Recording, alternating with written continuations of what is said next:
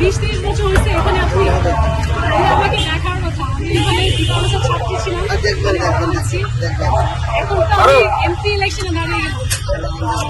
একমাত্র নারী, আমার জন্য দোয়া রাখবেন। ট্রাক মার্কা আলহামদুলিল্লাহ, চিনার আপনার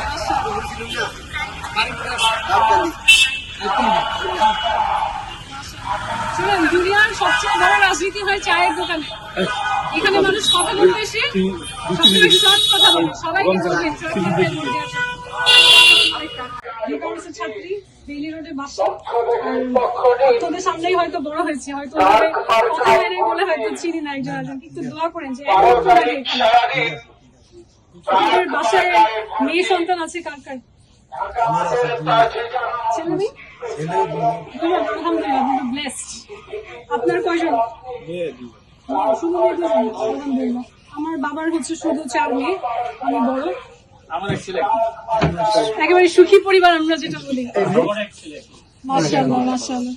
দেখেন, আমি অবাক হয়েছি এবার যে জাতীয় নির্বাচন হচ্ছে এত বছর পরে, এই নির্বাচনে যত প্রার্থী তার মধ্যে নারী হচ্ছে শুধুমাত্র 4%। তার মানে 100 জনের মধ্যে 4 জন নারী। তার মানে আমাদের দেশ ইলেকশন করার মতন এখনো নারীর জন্য নিরাপদ না।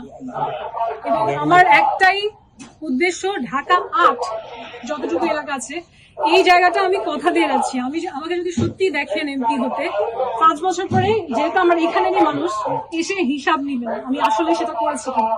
এই এলাকা নিরাপদ করার জন্য, ছেলে মেয়ে দুজনের জন্য যা যা করা লাগে আমি সবকিছু করবো। রাত্র 2টা হোক 3টা হোক, একেবারে উন্নত বিশ্বের মতন আপনারা এখানে একদম মাথা উঁচু করে চলাফেরা করবেন নিরাপদ। দোয়া রেখেন।